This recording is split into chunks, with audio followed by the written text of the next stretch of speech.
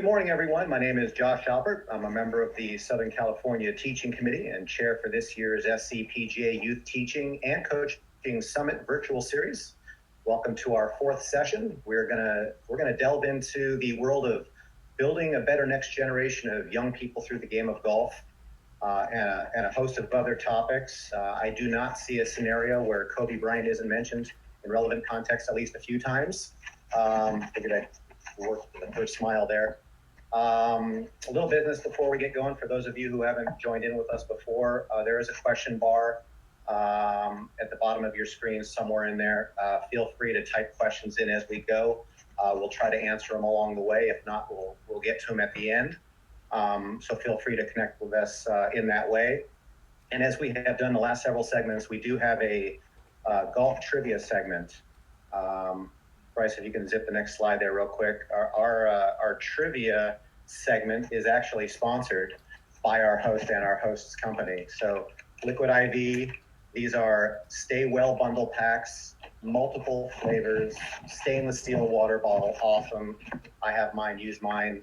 It's a lot of value in there, and you'll see how valuable it is by the end of it. So super appreciative that you guys would sponsor the trivia, and we'll get to the first one here in just a second. Quick piece on our guests. Our first guest was raised in the South Bay, grew up in the Southern California junior golf scene, although his son is still too young to speak. He is rumored to have been seen practicing tiger fist pumps after launching peas into a cup on the other side of the room during meals. He played 4 years of college golf. That's not his son. This is our guest. 4 years of college golf at LMU from 2004 to 2008. He was inducted into the LMU Athletics Hall of Fame. And after a stint playing professionally on the Canadian Tour, he became the head coach at his alma mater and is now in his fifth year. Ladies and gentlemen, head coach of the Loyola Marymount men's golf team, Jason Diamore. Wow, thank you, Josh. That's quite an introduction. Yeah, you like that? It'll be on YouTube. I felt like Kobe there for a second. Our next guest also grew up in the South Bay, picking up the game of golf as a kid at the age of 7. He played high school golf at Miracosta, also graduated from LMU, where he played college golf for 4 years, pondered the professional golf route, and that's when things really got interesting. He founded Liquid IV in 2012, running an office out of the same room that he slept in at night. Fast forward, and Liquid IV is now sold in 30,000 stores nationwide, over 1 million servings sold, and at the same time has donated over 2.5 million servings around the world. From day one, giving back was a part of the ethos of the brand that he created. Liquid IV was recently voted the #1 product on Amazon in the sports nutrition category, beating out Gatorade, this little company that maybe some of you have heard of. Ladies and gentlemen, my former junior golf student, friend, Brandon Cohen. Thank you for joining us. Thanks, Josh. Another great intro, man. Got a lot to live up to here. You can save that one as well. Before we get cranking into the thing, Jason, maybe you could start. Could you just give us just a quick history of junior golf and golf in your life to date? Sure. Golf's been in my blood for forever. My dad was a good player in his own right, never anything professionally, but a scratch amateur golfer. And he put a club in my hands when I was 4 years old, an old Hogan 4-iron that I could probably hit better then than I could today. But he got me started early. He, just kind of introduced me to it, played a bunch of different sports, and around 8 or 9 years old, I really gravitated towards it and started playing with him every weekend. My dad lived out in the valley, and my mom down here in the South Bay, and so we got a taste of golf in both locations, and saw a lot of good SoCal golf courses in the process, but went from there to playing a lot of junior golf, the SCPGA junior tours.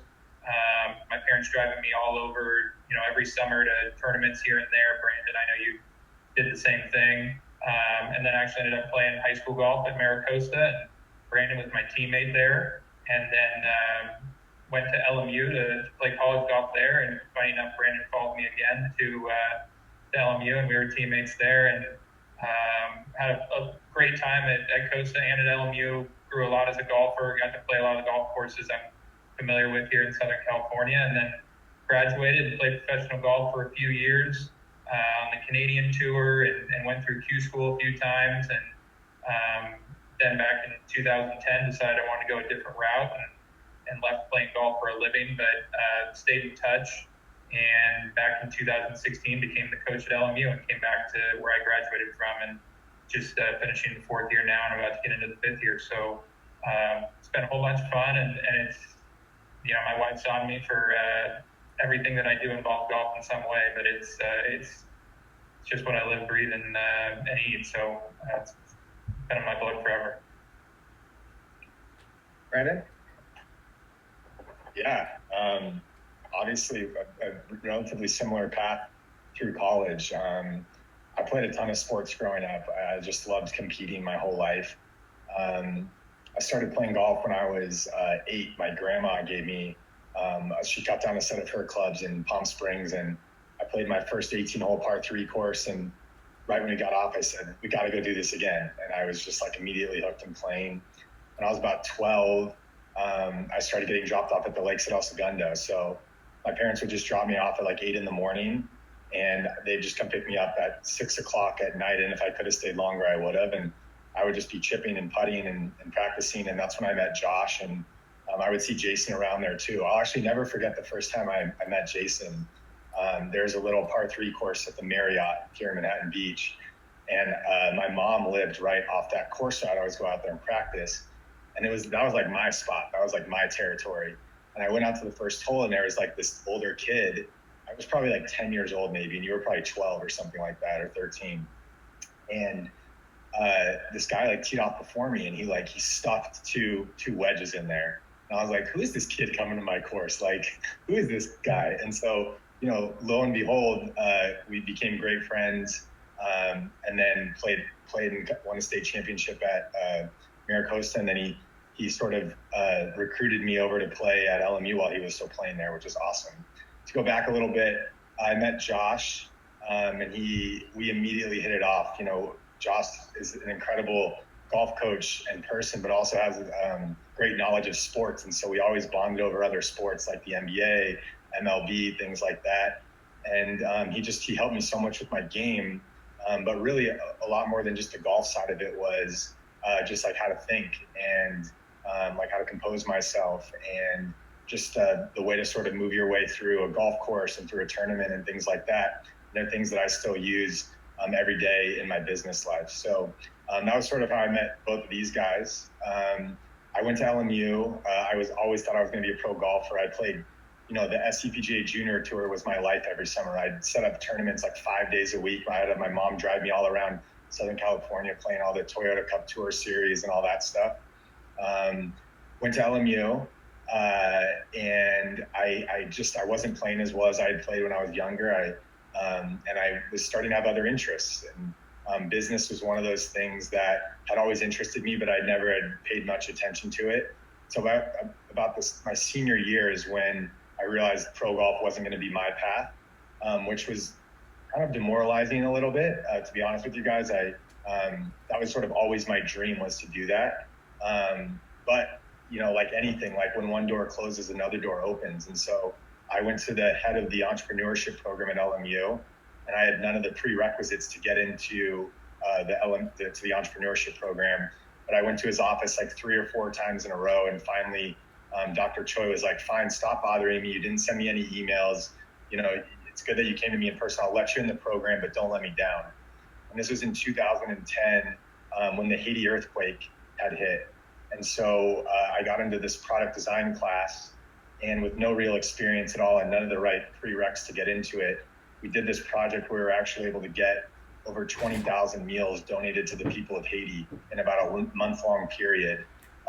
We got all over the news, a bunch of press. It was sort of like this incredible perfect storm, and my soul was lit on fire again. I was like, it reminded me of competing in a golf tournament. I was so excited to work on this stuff, and it was sort of this combination of business, making money commercially, but also helping people and doing good for people who are less fortunate. And I just realized that was sort of my sweet spot of what I love to do.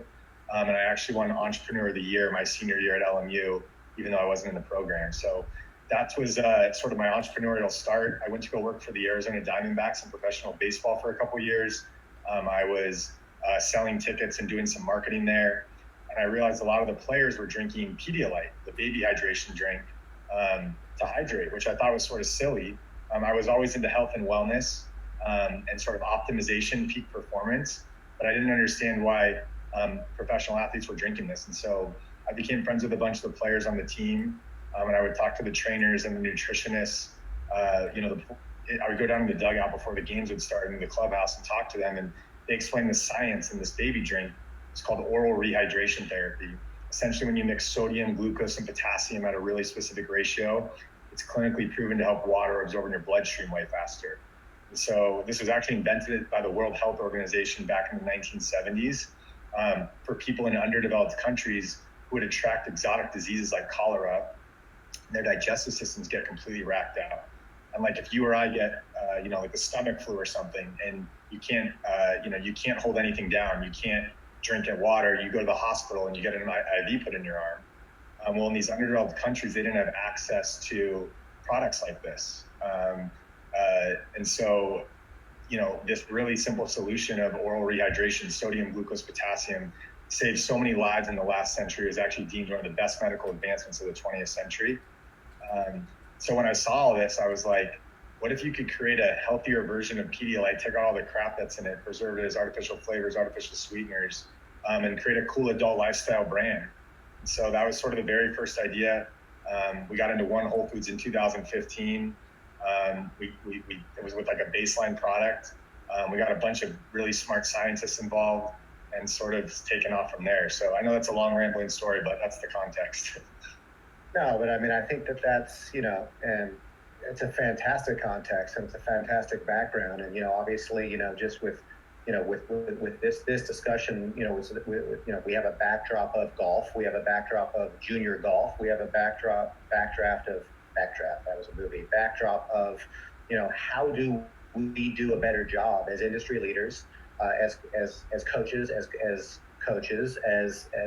golfers who, golf raised you to some degree and you feel that you want to stay connected to it in both in the playing and in the supporting of the game.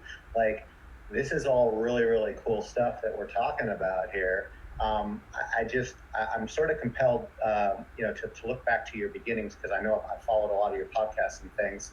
And even when you were starting, you had mentioned, and I mentioned in the intro, you were like, literally your office was your room, and it was just like a war room kind of a scenario where you're just starting.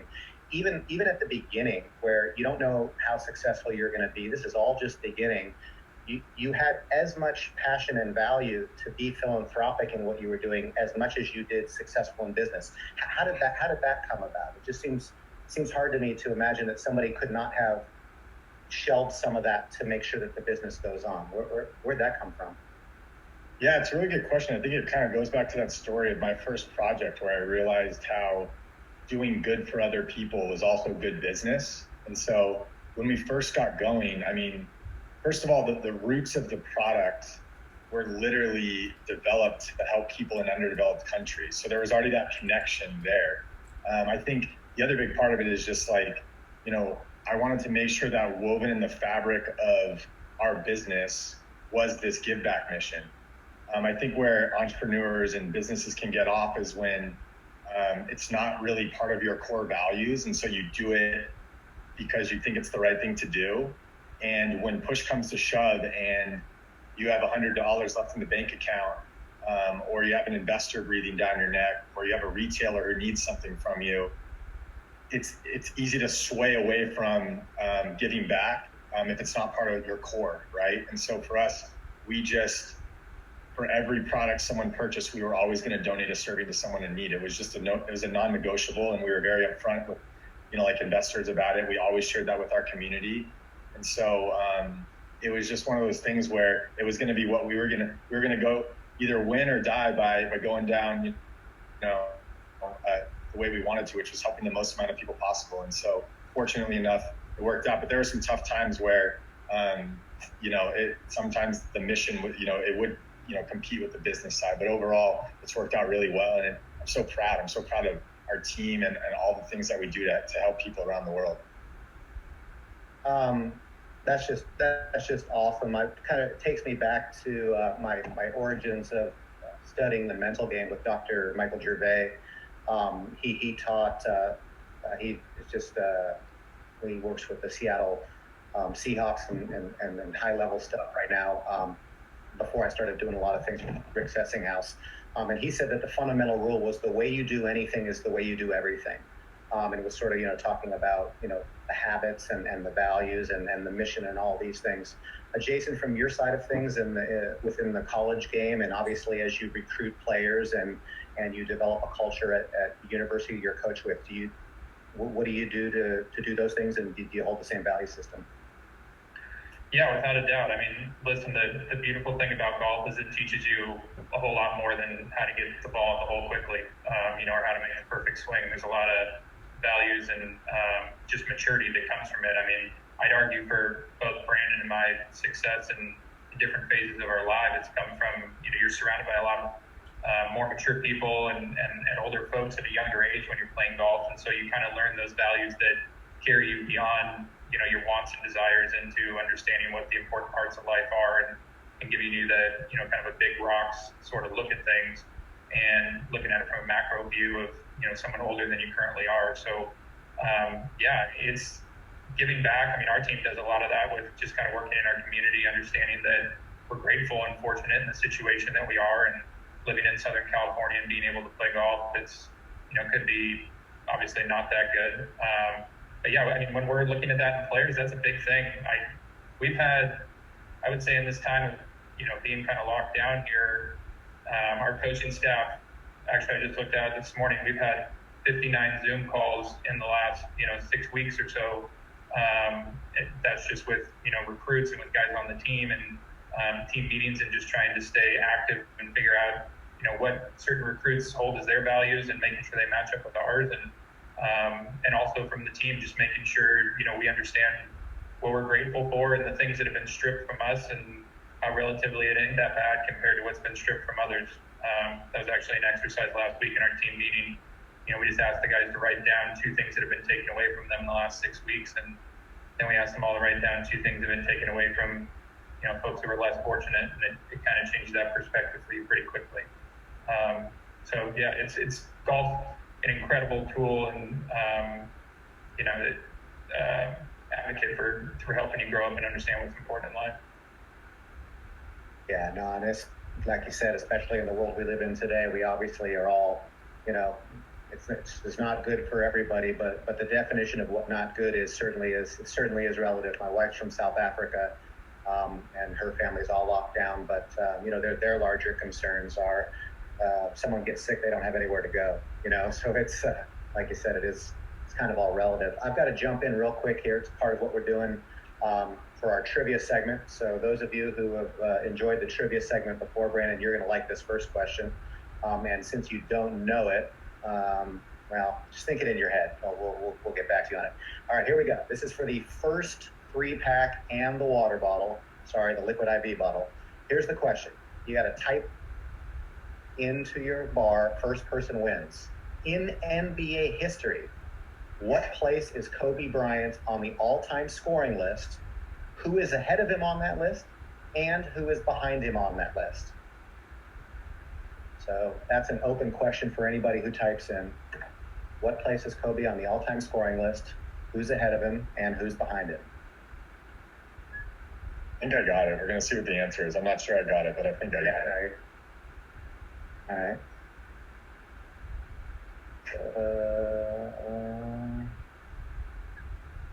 All right, we've got, a fellow. We've got Michael D'Angelo. Congratulations. He's in 4th place. LeBron's in 3rd, and MJ's behind him at 5th. Got it right. Cool. Very good. All right. Michael D'Angelo. Yes, sir. Can you believe that? What's up, Mike? Yeah, he's been playing all sorts of games in his backyard, so he's all relevant on the sports thing. Just on that, he is a trick shot artist. Along those lines, and I know how much he means to you, and it's in some ways it's the world we currently live in became a distraction away from Kobe Bryant and what had happened. I know he means a tremendous amount to you, Brandon. What is it? I mean, I know that there's a basketball side, but what is it also about, Kobe and his role that's been so instrumental for you, just as a role model? Yeah, I didn't realize like how hard that was going to hit me, the loss of Kobe this year, until I went in my bedroom and my walls are just my family, pictures of my family, Tiger and Kobe. And so much of the way I was sort of, my mentors from afar were Tiger and Kobe, and really less about what they physically did and more about how they thought and how mentally strong they were. And so Kobe just, the Mamba mentality just wore off on me so much. There's just been so many times where throughout the last 8 years in business where like you feel like everything's stacked against you and there's no way out, there's no solution. And there's something in the back of my head where I just think like, what would Kobe do? And it wasn't some conscious thing, but I always sort of thought that. And I would think back to different, speeches he's given, or just like different, game scenarios where I'd watch the game and I could hear his, you could hear his commentary after a game or something. And there were so many times where I just knew that I was more relentless and that I wasn't going to be stopped no matter how hard it was. And it was because of Kobe and growing up to him. And, I would always go to games with my dad. We watched them win 5 championships. And so it just became this, I studied the way he thought about stuff. And so his passing was obviously really hard, but I think it really actually showed the impact and the inspiration he had on so many people. I mean, like, he'll be like one of the most immortal athletes of all time. Not only because of what he did throughout his life, but also the way it ended, which was just so crazy. And, I think, just to relate to you said the way you do anything is the way you do everything. I think the thing that got me the most about him and where he was at in his life is that I knew the basketball player he was, and I knew how obsessive he was with that. And there's so many guys who, once they retire, they just are lost because it was their entire life for so long, right? And it's just the coolest thing that I've ever seen is how obsessive he became about being a father. And like, he was going to be the best father that he could possibly be. And so it gives me chills thinking about it, right? Like, he took that mindset of like, now the Mamba mentality was taken to parenthood, right? And so it's such a winning mentality. Like, no matter what is thrown at you, no matter where you're at, like, you're in control and you have the opportunity to dictate it. And that was just, that side of how he was, like, just ingrained in who I am and how we operate. And so he was just a huge inspiration to me. Yeah, I was, just obviously a Warrior fan growing up. So we had our own, back and forth about where I stood on rooting for Kobe as the player. I was just deeply struck learning about, who he is as a person and his drive to, I almost think it's, which he never would have thought he would have said. The saddest part of Kobe's passing is more about what he would have done in the second half of his life than what he actually accomplished as one of the greatest basketball players ever to live. And that's sort of where, obviously I'm biased to both of you, Jason as a coach and Brandon as a philanthropic leader in your space, which transcends into lots of different spaces. Is my belief in the game of golf is that golf has the capacity to do these things as well. And it's sort of ironically, the golf space isn't about developing PGA Tour pros as a primary objective. It's an objective. It's a part of it. It's a part of the story if we kind of parallel to Kobe.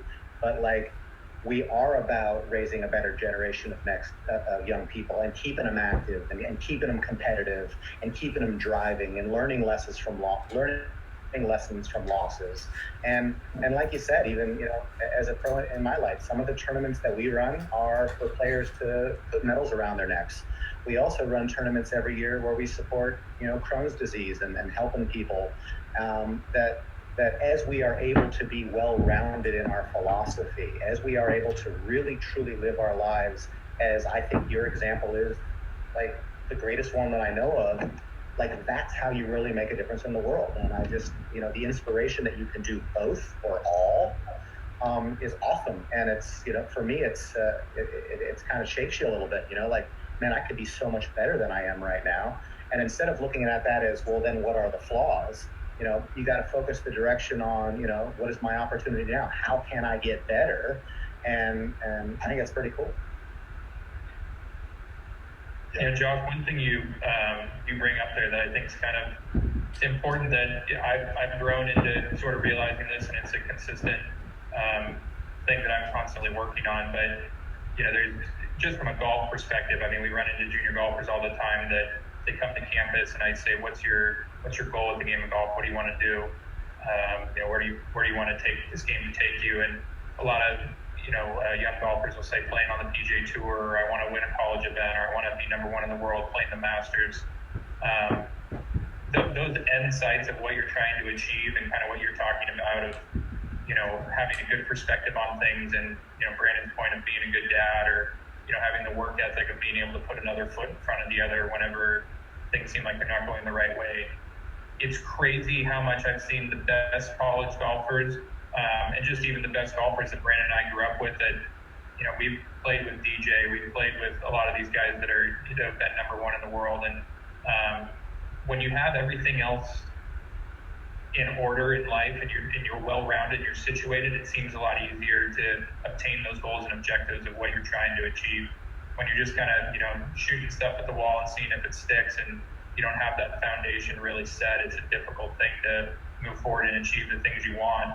And I think from Brandon's perspective, I mean, he talks about it in business that, I've already written down the quote here of doing good for other people is also good business. Like that piece right there is one piece of the puzzle that he needs in order for that company to feel whole and complete to continue to move that way and achieve the goals they want. So it's sometimes easy to lose sight of it, but such an important piece that I think golf offers you the opportunities to achieve all of those things and to have a strong structure and foundation, especially in Southern California with all the different opportunities the SCPGA provides. Yeah, just couldn't agree with you more. It's good stuff, Jake. I'm gonna go back to that one when we're done. Brandon, and I know on the slide before we kind of looked back through. Maybe if you just jump back one slide real quick, Bryce, and then we'll come back to this one. It's sort of like every year you guys have been at it, and again building brands and more stores and more sales and more business, which obviously is super critical in the success of the business perspective. These are some of the simultaneous projects that you guys have done, through the years and attacking different parts of the world and a different thing for what it's worth. And it's just awesome when you look at the global span that you guys have reached. And obviously more work to do in every walk of life, but that you're that spread. And then we fast forward to the next slide today. And I obviously I know you a little bit, and I know some of your staff a little bit, but like you guys have really attacked this COVID thing pretty aggressively too. Can you share a little bit about what you're doing, here locally in that regard? Yeah, that next slide is great. It's been obviously a really unprecedented, challenging time, and we have this true north at Liquid IV, and we call it CTW, or Change the World. And what it means to us is we want to help people everywhere live better lives. And it sounds really broad and maybe hard to grasp onto, but when really tough, challenging things come up, it sort of allows us to always know what our true north is and to move in that direction. And so as things started getting pretty crazy here in the United States, I was fortunate enough. My dad runs a global architecture firm, and so he has offices in China. And so in January, end of January, beginning of February, I was watching what he was having to do overseas by sending people home and trying to work remote and all of the challenges he was facing. And me and my dad have a really close relationship, and I just realized like this thing was coming here. I didn't think it was going to be like this, but I knew that we were going to have to face it. And so I think I was fortunate enough, Liquid IV was able to get a lot out ahead of that in terms of how we were thinking about working from home and bringing our laptops home and just being really sort of nimble and agile. And then things hit, right? And so the first thing that happened is we had this huge event and partnership team where we get, Liquid IV sticks in people's hands in different need states, whether that's, we've done it with you guys at golf tournaments and SCPGA things. We do, we did a Super Bowl event, Coachella, Stagecoach, iHeartRadio Music Festival. And the whole idea is we want to get people our product when they need it most. So, right when everything started shutting down, we quickly realized before everything was really all the way shut down that our events and partnerships was just not going to be a thing. And so we immediately went to that sort of Mamba mentality, true north of changing the world. How can we help? Like my first thought was, how can we help? Like just play a small part and help, in the crazy time that we had here. And we started having nurses and doctors reach out to us and said, hey, we have limited protective gear. We can't drink enough water throughout our shifts. We're exhausted because we're working long shifts. It's hard to fall asleep when you get home at night because you're so wired from, just obviously like literally like life and death situations. And so we started sending product out, just a little bit of product to some, local nurses and, doctors' offices and hospitals and ER rooms and stuff. And then we thought, what if we could, instead of having to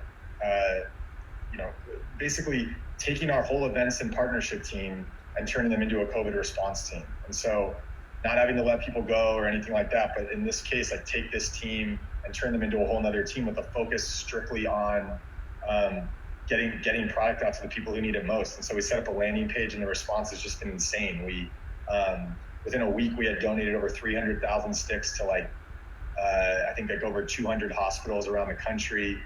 Some big organizations found out about it. And so we were able to donate to Meals on Wheels and Direct Relief and Operation Gratitude and these groups who already are, have their hands in this space.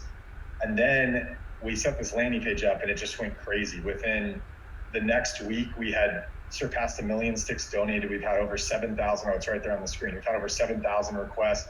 And as of Monday, we've donated over 2 million sticks to the front lines. And probably the coolest part of these letters and these messages and these photos that we're getting, saying how grateful they are that, people are paying attention, that people care, how much they can use our hydration product or our energy product or our sleep product throughout their shifts. And so, it's just quite a feeling just to think that we were able to not only go down the negative path of what could have been if we would have had normal life, but instead, like I always say to our team, the problem is the portal. And truly in this case, this thing that we thought was this huge problem for our business turned into the biggest opportunity that we've ever had just because we wanted to do the right thing and do good. And so, we would have gotten, a lot of marketing and branding from those other events. We've probably gotten even more from this whole response we've done. So again, going back to the quote that I said earlier, doing good, is good business. It truly has been. And so we just stick to our true north in these situations. And it's been really special to be a part of this and hear about just the hundreds of thousands of people and nurses who've been affected by this. It's fantastic, man. I wish I could hug you.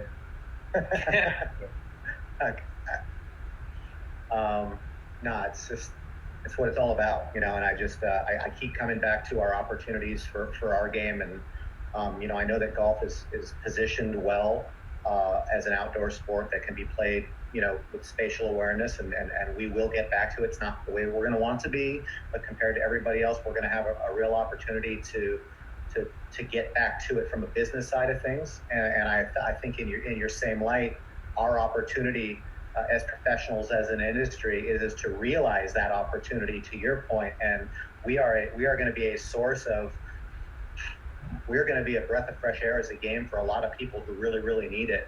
And if we can greet those people in ways that make them feel good and continue to find ways of attracting, the plus handicap and the child and the mom and the parent and the business person.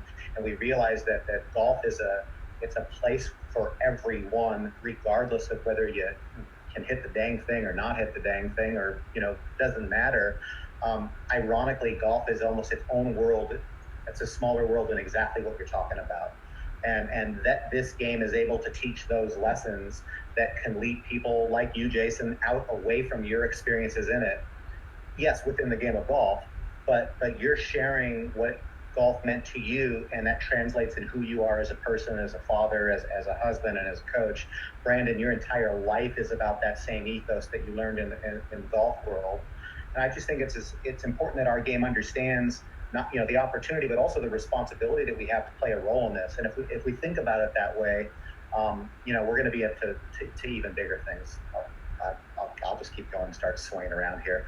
I'm gonna divert really quickly into our next trivia question before we dig into the next slide. This one I don't think either one of you guys are going to be able to do. This is above your pay grades. Okay, I'm going back to the Masters. that tournament that they play. Okay, here we go. This one's tough. I dug this one up.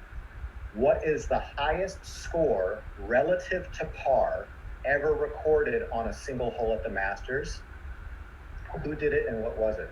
What was the score? Who got the score and what was it? What was the hole? Highest score relative to par ever achieved at the Masters. What hole and who did it? Ooh, yeah. Room full of golf people, and I don't see that little mouse isn't working there. Is everybody's mouse? Everybody's? Uh-oh, here we go. Just do you have a guess? I mean, I won't say it, but I have a guess. I don't think it's right. I think he's going back way further. I have a guess. You know, with how many Masters they've been re-airing, I feel like it would have popped up at some point. I should know this, but Nobody's got it yet. there's Yeah, some good guesses in here. there's some great guesses. We've got a that one score is right, great. but again, it's relative to par is the key to it.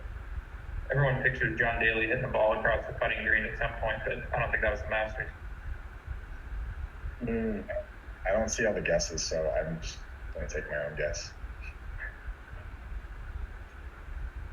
All right, well, we'll get back to this one for the end. Yeah. Here we go. Alan, you're winning everything. Google. Tom Weiskopf got a 13 on the 12th hole. That's plus 10, so that's 10 over par, the highest because it was a par 3. There were 13s on the par 5s. But What there were year? no 13s. That is 1980. Wow. In case somebody asked. Yeah. I hope that the Google people are right. Alan wants to donate the prize to one of our kids. See what I'm talking about? Do you see what's happening here? Love it, The Alan. spirit of giving has moved through. Alan, you're the man. Alan, you're the man. I will do that. You're the best. Let's segue here into the business side of things. Brandon, I pulled this quote up from you. I'll just read it really quickly. We decided if we could bring together these big name people who are in their own sectors, changing the world and making an impact, then how cool would it be for the brand to leverage that platform? And for those of you guys who don't know, and Brandon, you'll speak to this better than I, who's just been playing the role of researcher here recently, there's a lot of well-known, famous people who have invested in Liquid IV here recently. And then in doing further research, because I was like, man, Brandon's got famous people, and like, how did he do that? And then I started looking back through the stories, and Steve Aoki obviously is a great one, and he's in the bag. He's got his own flavor, which is just tremendous. I'm starting to realize that these people have the same, philanthropic backgrounds as you do. So yeah, it's great that they're rich and famous and all this stuff, but it's tied to those same missions as to why you're connected to them, and it has to be that way. Can you speak a little about that? Yeah. We were, this is about a year ago now, I think. All right. Yeah, about a year ago, we had just had this huge growth year, and one of my partners previously is a guy named Scooter Braun, who represents some of these people, and we were just thinking strategically, like, we had a bunch of people reaching out to us, like celebrities, athletes, who wanted to like be more than just like get paid to like talk about it. They wanted to be like a part of the business side, and we didn't need any funding. We were in a good place from the capital perspective. We didn't need any cash or anything like that. But we thought it would be cool if we could somehow bring a group of like world-class cultural leaders together to sort of continue building this platform of CTW and changing the world and helping people. And so we had sort of told a lot of people no for a while. And then finally we had this idea, what if we brought 20 of them together to all be a part of the brand? We would have them invest a little bit. They would have to really align with our mission and what we wanted to stand for. And it sort of came together really quick. It was like, there was like 7 or 8 people in, and we thought that was going to be the group. Like under 10, we were going to keep it sort of tight. And then at the last couple of days, like somehow like Hollywood like got our deck basically, and everyone wanted to be a part of it at the last second, which was awesome. So was weird for me. We had to say no to people who I had like looked up to, like athletes and things like that, just because we wanted to sort of be really strategic with who we let into the round. But yeah, I think the coolest part about it has been working with them directly and understanding, you know, these people get to where they are because they're really great at something. Like whether we believe it or not, you realize like in some way or another, these people have greatness within them, right? And just to go back to Kobe, like I think Kobe's like best trait was he just wanted to get the most out of everybody. Like he wanted greatness out of everybody. And I think that's what was so cool with working with these people. In one way or another, they're great in their industry. And then on top of that, they all are connected to giving back in some way. And I think, you know, when you get to a certain place in your life, like these people have, you know, you sort of contemplate like, you know, what is this all for? Like, you know, they have these platforms and they realize the ones that we're working with realize that they can put these platforms to, you know, to do good. And so, you know, all the guys guys and ladies that you have up on the screen have all, or that we've partnered with, you know, all have different foundations they work with. Kendall Jenner has like a clean water project that that she does stuff with. Kevin Hart has incredible foundations that he's always working with, giving back to. And so, yeah, it's been really cool to sort of the synergy between the Liquid IV mission and all of their celebrity missions. And then we've had a lot of fun with it too. So like Steve Aoki, I went to his house for his birthday and we just had this random idea to create like a strawberry cake flavor because he throws a strawberry cake out at someone's face at the end of every DJ set that he plays. So we did that and the flavor like blew out. I'm actually at 2:00 today, I'm jumping on an Instagram live on our Liquid IV page if any of you guys want to hear me and Steve chat about the flavor a little bit more. Yeah, we've done some cool stuff, and then I can't disclose a couple of the other ones, but in the next few weeks, you'll see another huge collaboration with one of these people that we're working on. That's going to be really exciting, and there's always a give back mission involved in there too. So it's been cool.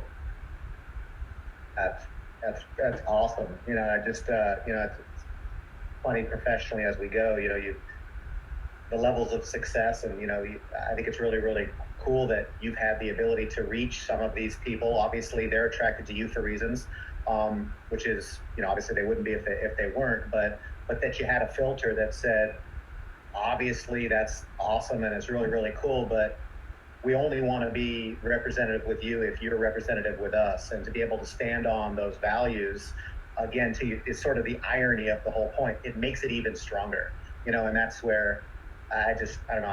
I really dig that. You know, I think that takes a lot of guts, because it's easy to quote unquote sell out, you know, when there's advantage in it, and that you've stayed true to that mission. It's really awesome. You know, it's something it's the kind of stories I think that we want to highlight. It's part of why I wanted you on here. I'm going to just shift gears just a little bit. Jason, if we can go to the next slide, and just as we kind of dig back into golf just a little bit here. You know, and we sort of talk a little bit about the recruiting process and you know, playing college golf and the game of golfing. Like, what is it that you're looking for in a player beyond the score, and why does that matter so much? Yeah, no, it matters a ton. You know, honestly, a lot of what Brandon's talked about is what we're looking for. There's a lot of different experiences, you know, that someone goes through in their life that change you, or that you know, Brandon kind of talked about, you know, when Kobe had passed, he didn't realize the impact. But you know, I can remember for myself, you know, every time something like that's happened, you remember where you were, you know, what happened, who was around you, all that sort of stuff. And I think from what Brandon's been talking about as far as giving back and having a perspective on life, that it's, you know, staying to your true north. I love that, just in the sense that it's very similar to the Kobe thing, and putting one foot in front of the other and not getting sidetracked by noise or other things that you're hearing, and just staying true to your mission. That's a huge piece for us in recruiting as well. I mean, knowing that someone's not going to have a problem when they move away from home, and being able to do their laundry and brush their teeth and, you know, cook for themselves and all those things that, you know, I remember when we're all younger, it seems like they just kind of magically happen because mom and dad find a way to get them done. But moving away from home, those become things that you got to juggle. And so, you know, obviously we want guys that can go out and fire some low numbers, but a well-rounded person is huge. LMU is a tough academic school, and so grades, you know, there's student athletes, there's students first, and athletes second. So making sure they have their priorities taken care of in the classroom is a big piece as well. But really, we're looking to see, you know, are they 16, 17, 18 years old going on 40? Are they able to make those mature decisions and prioritize the way they need to, so that when they get on the golf course, all they're thinking about is golf? they're able to put their attention into the game, and there's not other things that are getting in the way. That's a huge piece.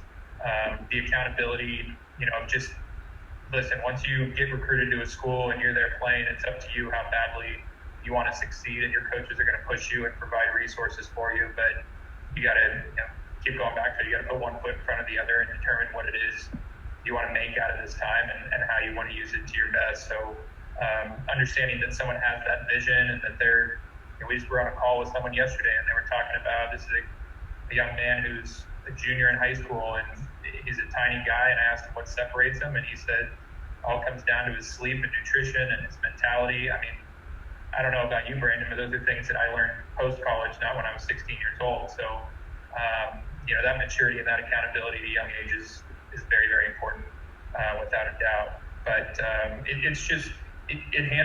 makes such a big difference day in, day out on campus. It makes a big difference when we're on the road. It's things that help you succeed beyond golf and help you succeed in life. And that's really what we're trying to do, is push the best golfers, but also the best people out of our program. So that's what we're looking for sure to bring in. Yeah, no, that's what it's all about, quite frankly. And along that line, and I've obviously got it on the slide here, and this probably both of you guys have that perspective. Brandon, you hit on it earlier. How does the experience of playing college golf prepare students for the real world out there? I mean, I know you guys, it's the whole history of it, part of, and I mean, I've been blessed as a professional the last 20 something years to have a Lakes at El Segundo has been it's a little 9-hole facility. It's a driving range. It's a small place. It's not this big glamorous, spot. It doesn't have the best and the biggest and all that, but it's a place where you guys had an opportunity to develop as kids and then as people and an ethos and a value system, just experiencing and playing the game of golf. And I think that's, as we move into this next new world and place that we're about, having spaces where we are comfortable to develop as people, having spaces where we can make friends and feel safe and can share those experiences is really what it's all about. And I quite frankly, for one, think that the next edition of golf is gonna have a lot more places like that, where it's safe spaces where kids can develop as people and as players, and where the climate is affordable, and where these are the things that we're growing here. Quite ironically, we've had some tour players come out of the Lakes at El Segundo. The number one player in the country on the women's side we had on last week, grew up playing on a small facility. Way more so on the bigger facilities. Obviously, you've got some, larger space, and by the numbers, that's the way it's going to work. But from a person perspective, from a growing people perspective, any place out there in our country that gives access to kids in ways that are safe is how we're really going to grow this game in the ways that you guys are talking about. From a preparation standpoint, which is that, Jay, what do you think? Yeah, I mean, listen, just one thing you're touching on that's really important, and Brandon, talked about it earlier, but the perspective on all of this and how golf, makes an impact and the things that it teaches you along the way, and Brandon getting to where he is, and me just being able to put myself in the shoes of players on our team and be able to relate to them. Playing college golf is just such an incredible experience. But the places you travel, you're not always just going to a campus. You're going to some rural places in the country to play tournaments. You're going to a lot of locations that not every college athlete would see. But the values that you learn through playing a college sport, the people it connects you with, the relationships. I mean, shoot, look at the three of us on this call, right? This all came from golf. And there's so much power with the game that, I would argue this is probably our biggest responsibility yet. And coming out of this, I mean, the PGA Tour, unless I've missed something, is really the only sport at the moment that said, hey, come this date, we're going to be playing. And you better believe all eyes in the world are going to be focused on whatever sport they can get their hands on. And so if that means that golf becomes, more of a forefront thing, and outside, sports that aren't played in close proximity, like golf, are going to become a big thing, we're going to have all the eyes on us. We have a responsibility to make sure that people understand the value of golf and that we promote it in the right way, from, teaching it to coaching it to, being out on the course and playing, and new people that are coming into the game and looking for a sport to be active with get that right relationship with the game for sure. But there's playing college golf is just it's a dream. It's a gift. It's something that, kind of like most things in life, it's hindsight sometimes when you understand the value of it. But it's incredible, especially in Los Angeles. I mean, Brandon can speak to this. Some of the clubs that we get to play at while playing at LMU, where all of a sudden you graduate from college and you're like, what the heck? I don't get to go play LACC in Wilshire and Brentwood for free next week. There's a lot of different things that go into it, and you build incredible connections, and it's all about people, and it's all about becoming a better person by the time you're out. So we're all very fortunate to have been a part of it, that's for sure. I'll touch on that one too, because it's so true. Like for me, the discipline that you build by being a college, like high school, any level of golfer, but a competitive golfer, high school and then college, like I can't think of anything where I could have built such self-discipline. Like there are times at 11 p.m. last night on a Monday night where no one's watching me, and like I know I got to get these 3 things out, and I'm just not going to go to bed until they get done.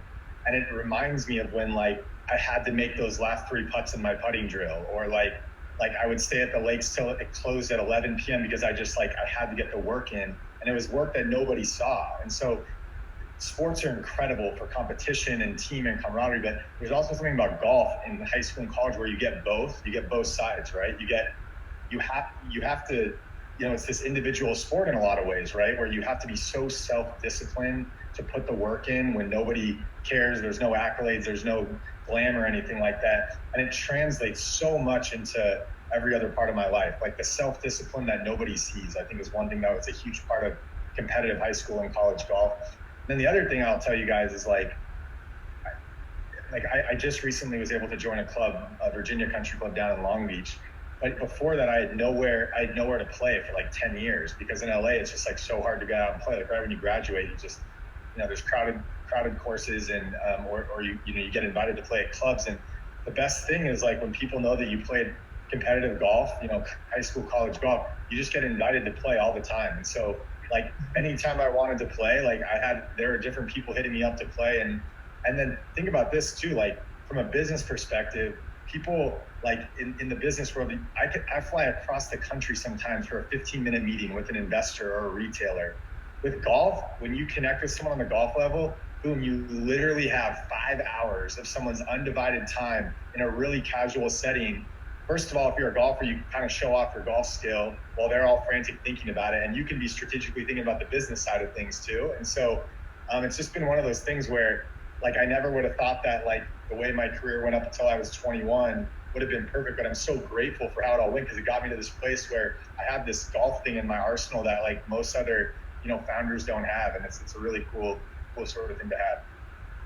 Yeah, I'd almost argue, Brandon, on that golf side of things, I mean, it's crazy the opportunity it provides you from a business side of things, but you learn so much about a person when you watch them play golf.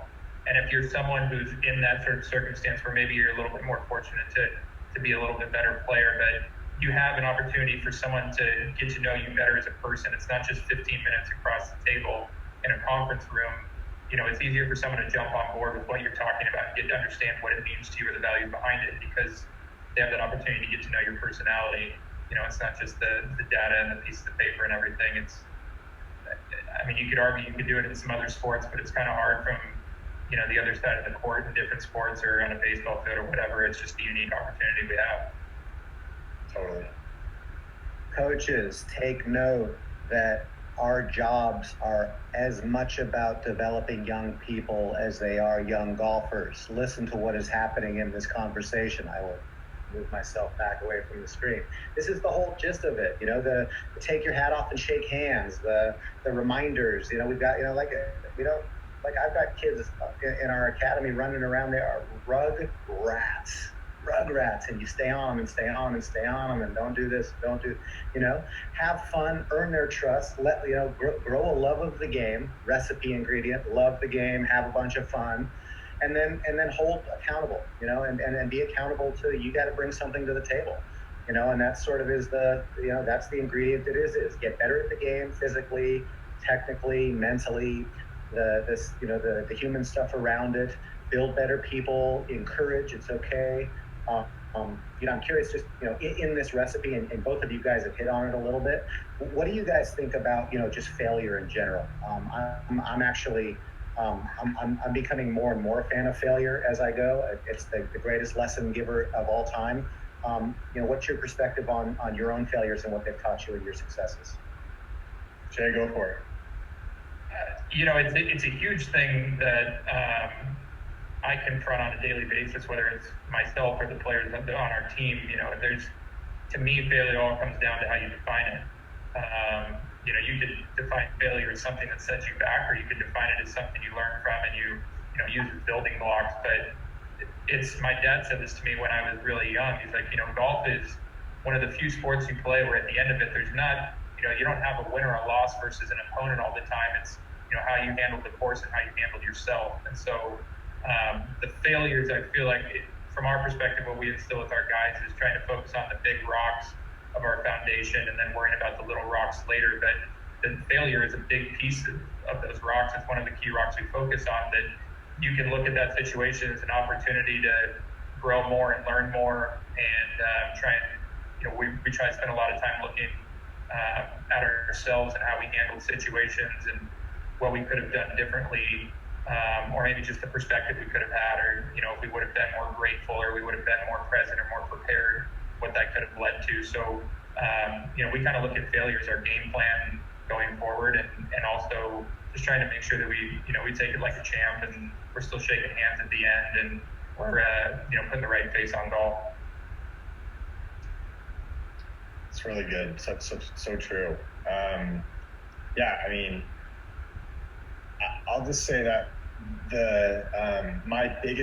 our biggest accomplishments, the things that we hang our hat on at Liquid IV, or even in my life, have all come in the face of failure. They've all come I'll give you my best example is at the point, the biggest failure in my life was not becoming a pro golfer, right? My first goal was to get a college golf scholarship. I worked and got it. And I had never really failed in my life, on something big. And so by the time I got to my senior year of college, I just knew that wasn't going to be the path. And so it felt like a failure. But now look, 10 years later, right? I literally immediately from that found something that I was that I was so passionate about. And now use all of the things I learned from that first quote failure. And now it's part of this whole story that is the Liquid IV story, right? Our give back mission, golf being included, sort of the discipline, the Mamba mentality, all that stuff. And so I have so many instances. I give you guys examples where things seem like failures, but when thought of as a learning experience, they turn into the biggest triumphs that we've ever had. So truly, if you can think about it that way, it's the most empowering feeling in the whole world, that that right when you think that's the failure, that is actually the opportunity to go create something even more special.